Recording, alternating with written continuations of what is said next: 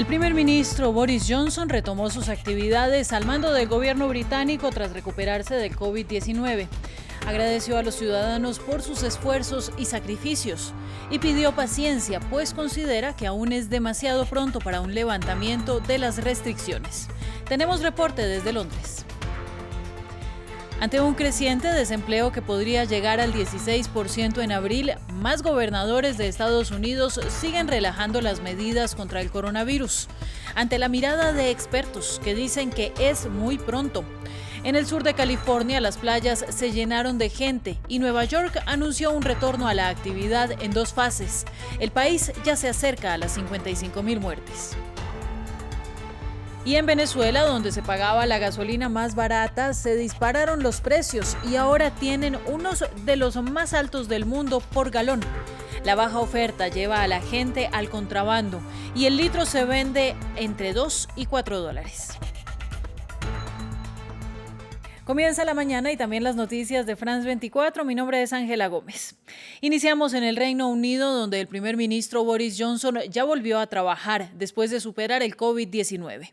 El mandatario dijo que el desconfinamiento no ocurrirá pronto, pues aún es muy peligroso, pero agradeció a los ciudadanos por sus sacrificios en medio de la crisis. Todos los días sé que este virus continúa generando tristeza y luto en los hogares de todo el país.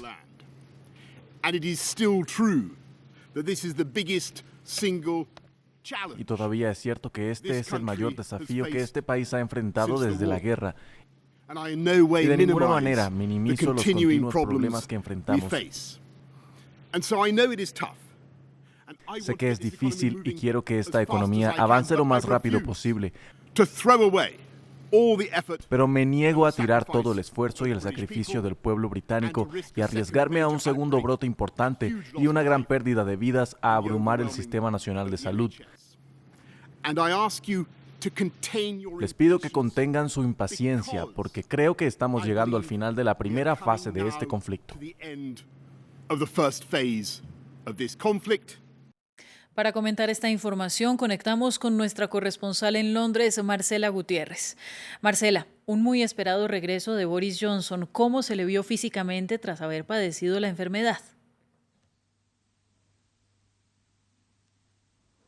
Así es, era muy esperada esta aparición del primer ministro Boris Johnson frente al 10 Downing Street para enviar este mensaje de aliento y de confianza a la población que está muy ansiosa por saber qué es lo que va a seguir después de este confinamiento. Recordemos que el primer ministro estuvo hospitalizado durante una semana, 3 noches en cuidados intensivos. Hoy exactamente se cumple un mes de que dio positivo por el coronavirus, así que era muy importante esta reaparición pública frente al 10 de Downing Street, donde seguirá encabezando la lucha contra el COVID-19, y su discurso estuvo muy inspirado en el primer ministro de la Segunda Guerra Mundial, Winston Churchill, ya que Boris Johnson dijo que este es el fin del principio y que de ninguna manera estamos al final de esta lucha contra el COVID-19. Dijo que es el peor desafío desde la Segunda Guerra Mundial y es muy pronto para levantar este confinamiento.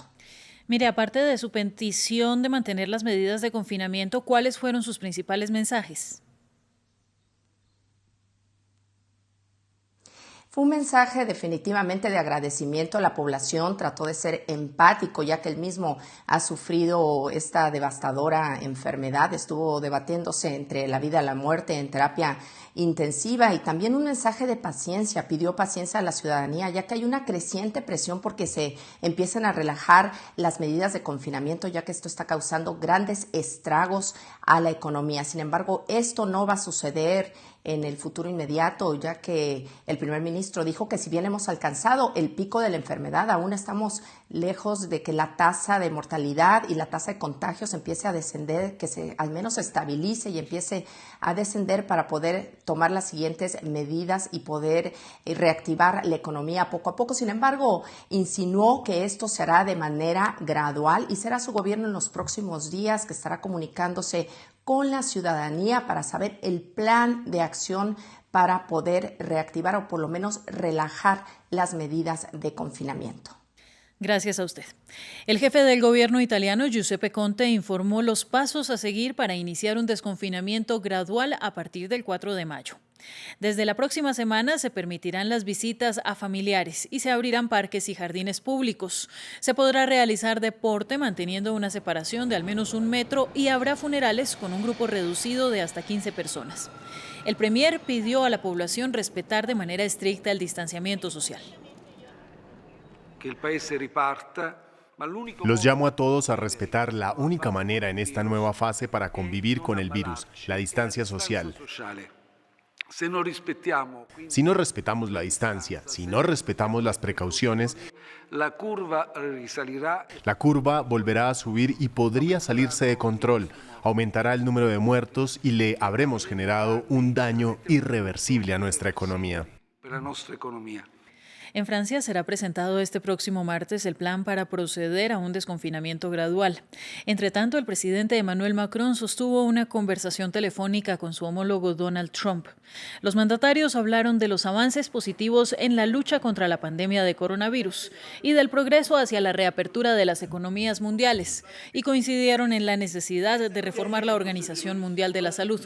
Trump ordenó congelar los fondos que Estados Unidos contribuía a la financiación de la OMS tras haberse quejado de la gestión de la crisis de coronavirus.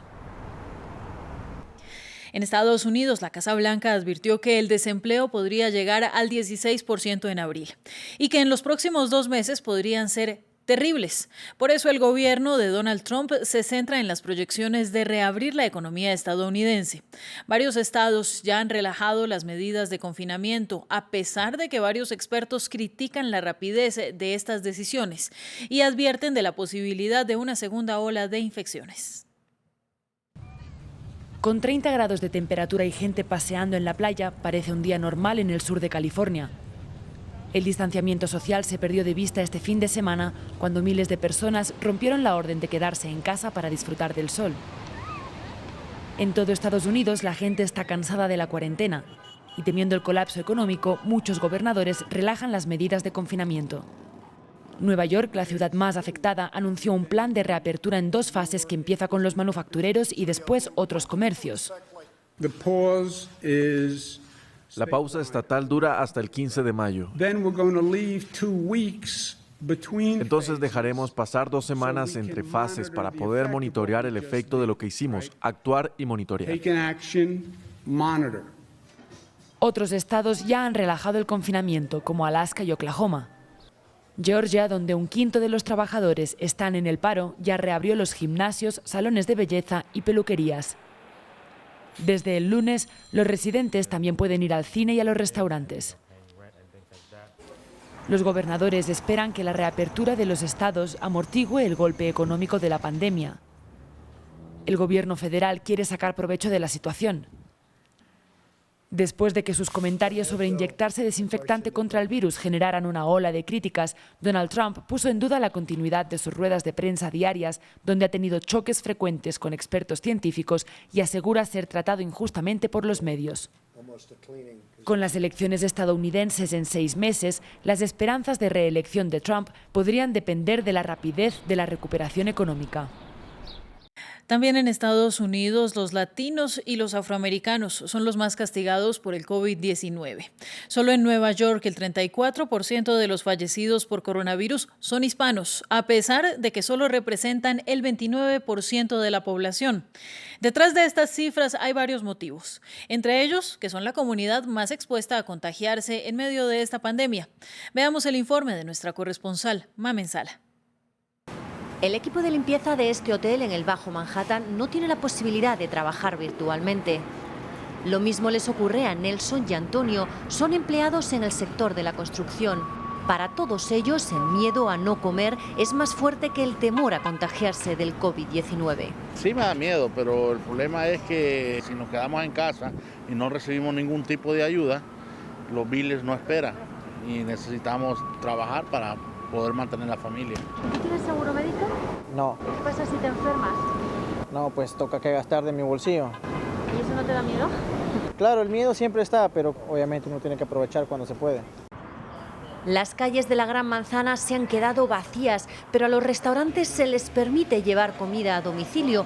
Por eso aquí los fogones continúan funcionando a todo gas y detrás de casi todos ellos encontramos hispanos que, a pesar de no tener seguro médico, se juegan su salud cada día. Tenemos todo miedo, pero hay que pagar renta, hay que pagar los biles, hay que pagar de todo.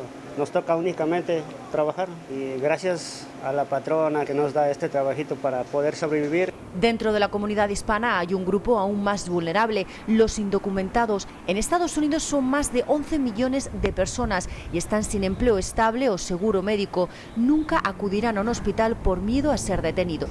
En este país, 280.000 trabajadores de la salud son ilegales, muchos de ellos hispanos que trabajan en hospitales en primera línea de batalla ayudando a los enfermos de coronavirus, mientras que muchos latinos se quedan en las puertas de estos hospitales haciendo largas filas para poder ser atendidos. Y es que aunque cualquier persona es susceptible de contagiarse del coronavirus, a la hora de asumir los riesgos sí que hay diferencias. La crisis sanitaria se acentúa en Venezuela por los combustibles. El país suramericano hace poco tenía la gasolina más barata del mundo y la entregaba prácticamente gratis. Ahora registra uno de los precios más elevados del planeta. La escasez de oferta está haciendo que el contrabando se haga con el mercado y que se venda el litro entre los $2 y los $4. Nos amplía en este informe Álvaro Cordero.